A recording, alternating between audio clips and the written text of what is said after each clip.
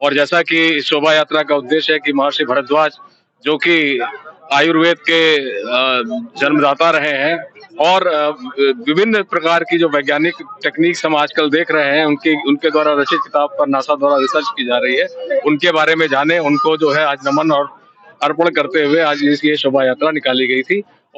भारद्वाज की यह शोभा यात्रा संगम रोड पर आरती के साथ समाप्त हुई। ऐतिहासिक क्षण था प्रयागराज के लिए।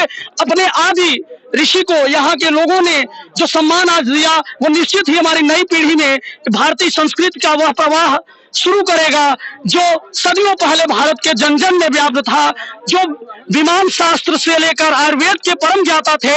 ऐसे प्रयाग के मूल कह सकते हैं जो कि जिनके आधार पर इस प्रयागराज को जाना गया। आज पुनः जो भारतीय संस्कृति के लोगों के द्वारा इन्हें स्मरण किया जा रहा है संगम तट पर।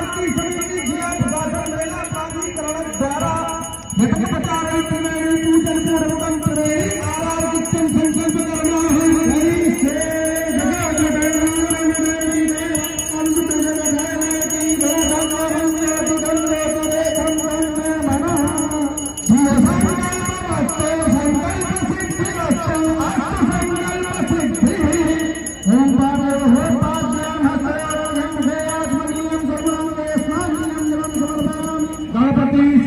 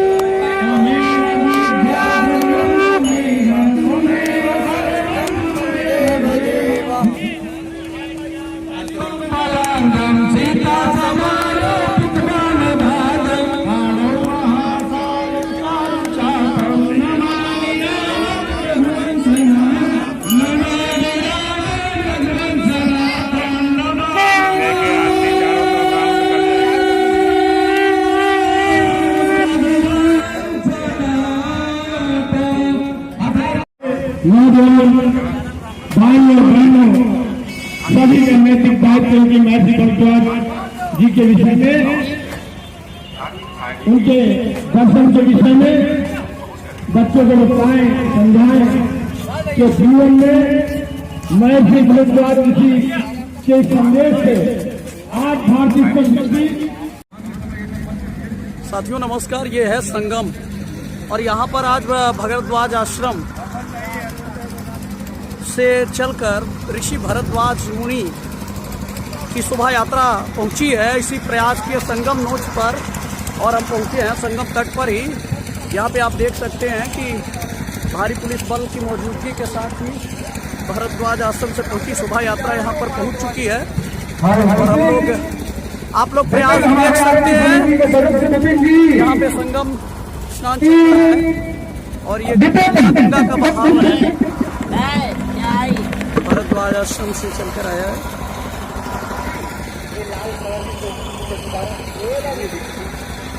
ये शास्त्री बीज आप देख सकते हैं और उसके बाद पीपा पुल से दूसरी की तरफ लोग जा रहे हैं। गंगा का तेज बहाव है, सुरक्षा की दृष्टि से बैरिकेडिंग की हुई है और ये आप देखिए यहाँ पे लोग संगम पर स्नान कर रहे हैं। ऋषि भारद्वाज आश्रम से चलकर शोभा यात्रा यहाँ पर पहुंची है संतों के साथ।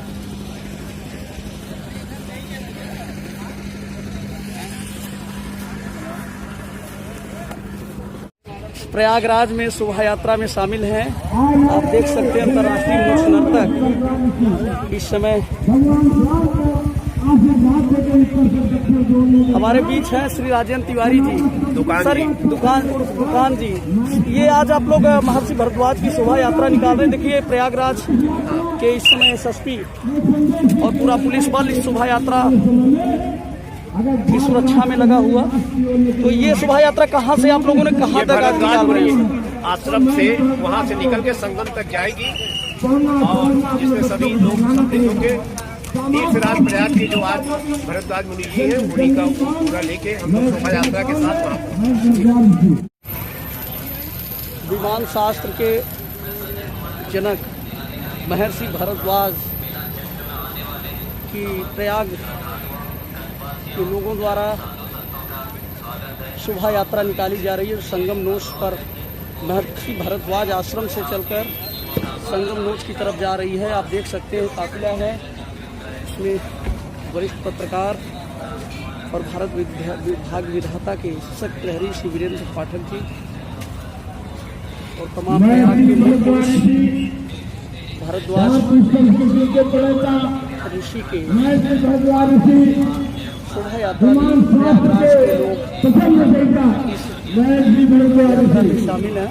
आयुर्वेद के रचयिता भरद्वाज ऋषि साथियों, ये संगम परंपरा के वहाँ कुंभ के दौरान आज प्रयागराज में ही विधाता द्वारा महर्षि भारद्वाज विद्यार्थियों 23 जनवरी और आयुर्वेद के अगर जानना है भारतीय संस्कृति को तो मैं दर्शन को जोड़ रहे आज मैं इसलिए भगवान राम को आशीर्वाद दे करके उत्तर और दक्षिण की संस्कृति को पूरे देश में एक करने का काम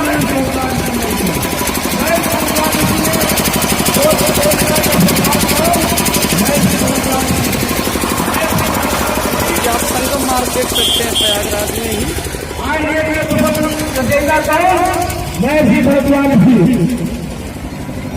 महर्षि भगवान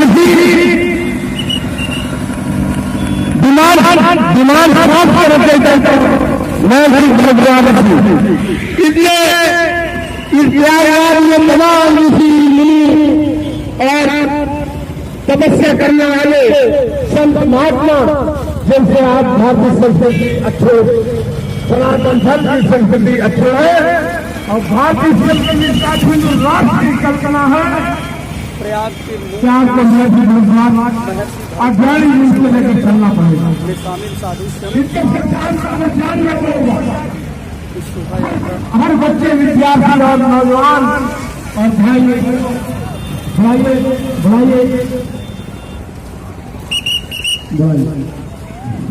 शोभा रसी यात्रा में शामिल है।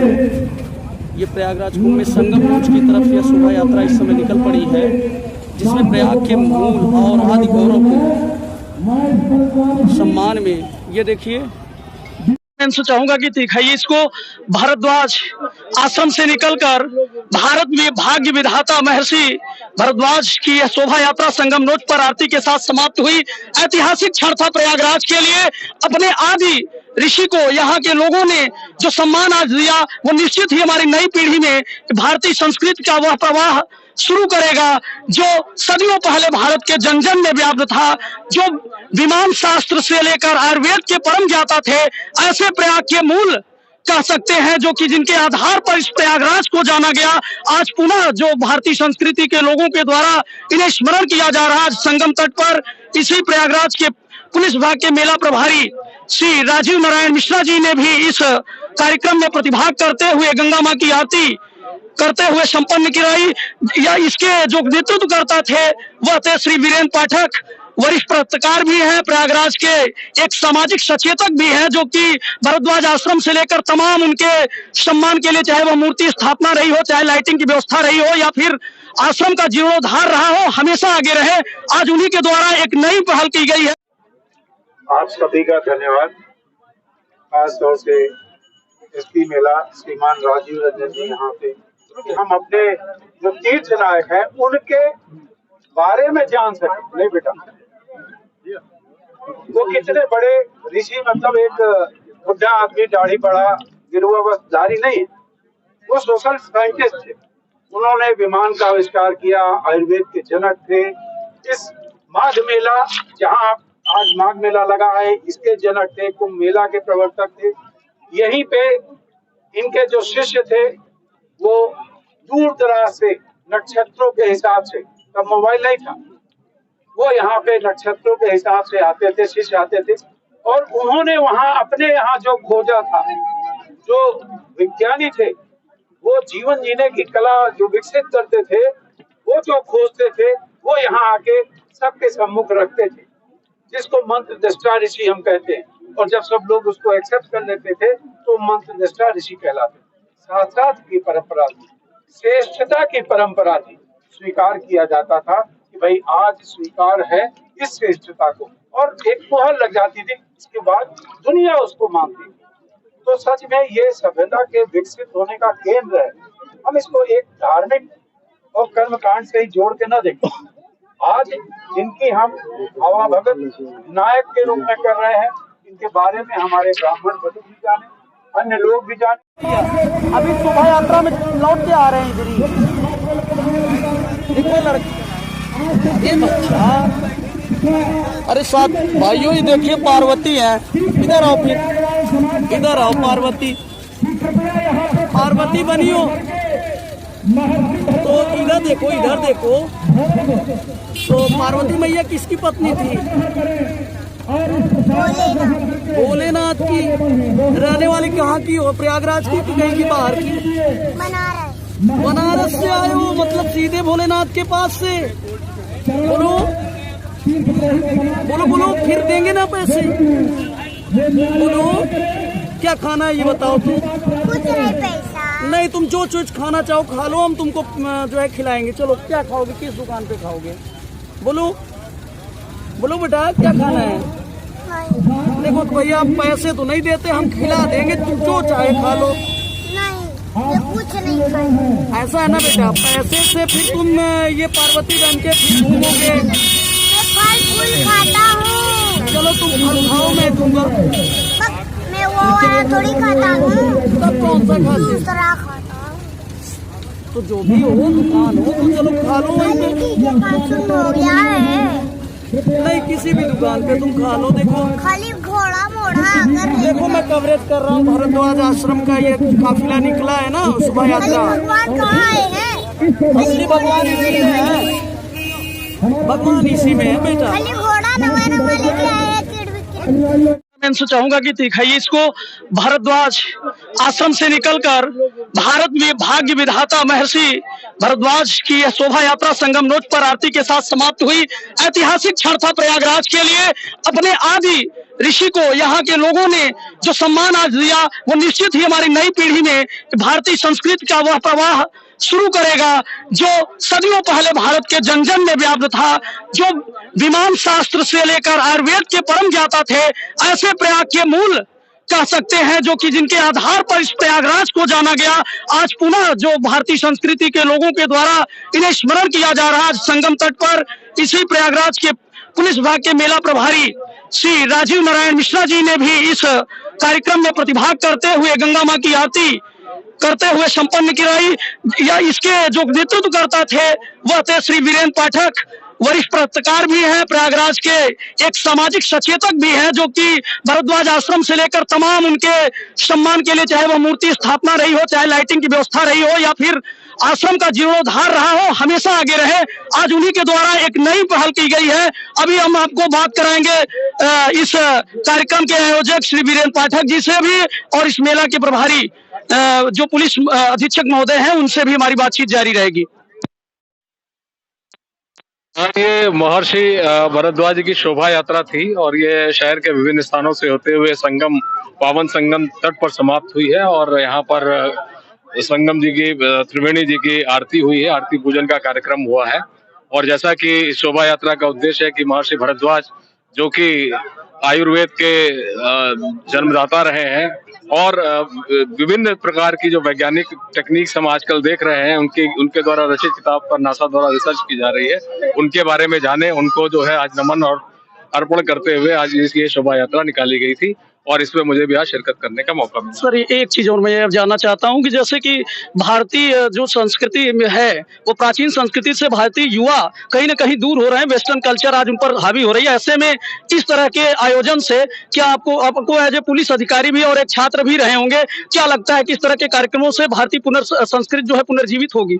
देखिए बिल्कुल, हम जब तक अपने जड़ों से, अपने वैदिक सनातन परंपराओं से नहीं जुड़ेंगे, नहीं उनको जानेंगे, तब तक हम अधूरे हैं। अल्प ज्ञान के साथ हम कुछ भी करें वो बात अलग है, लेकिन अपूर्ण व्यक्ति के रूप में हम जाने जाएंगे, पहचाने जाएंगे।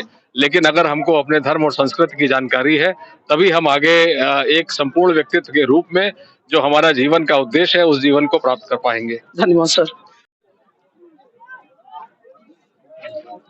हम लोगों के लिए बड़े सौभाग्य का विषय है।